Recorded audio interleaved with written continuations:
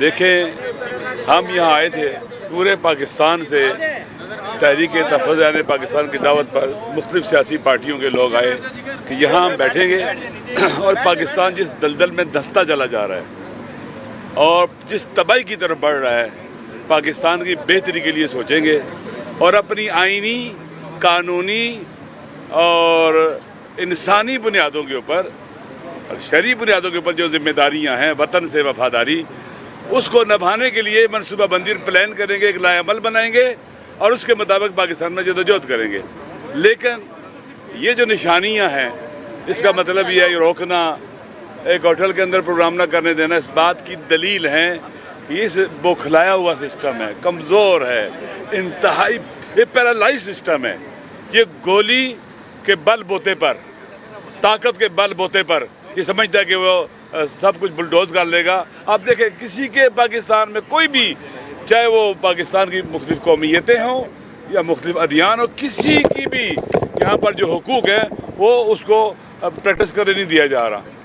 سارا ملک بند کیا ہوا انہوں نے۔ عراق جاتے تھے ہم لوگ زیارت کرنے کے لیے بائی روڈ، وہ راستے بند کر دیے ہیں، اور جو وزیر داخلہ صاحب اعلان کر کے پاکستان سے ہی چلا گیا، کوئی کابینہ کی میٹنگ نہیں ہوئی، کوئی کسی سے بات نہیں ہوئی۔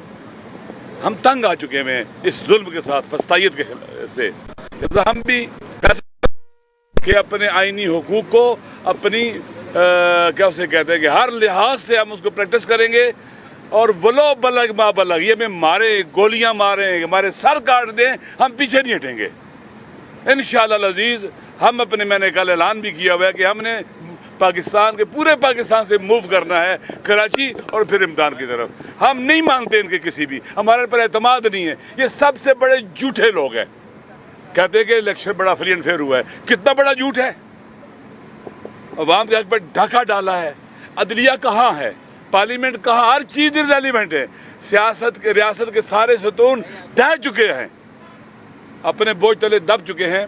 اس وطن کو نکالنا ہے، جو ہماری مادن وطن، ان حالات سے ہم سارے اکٹھے ہوں گے، پیچھے نہیں ہٹیں گے، اور انشاءاللہ عزیز راہ میں مر جانا شہادت ہے۔ ہم کبھی بھی اپنے وطن کے ساتھ خیانت کرنے والوں کو کیا اسے کہتے ہیں کہ اس وطن کو توڑنے، پھوڑنے اور تباہ برباد کرنے کی اجازت نہیں دیں گے۔ بسم اللہ الرحمن الرحیم۔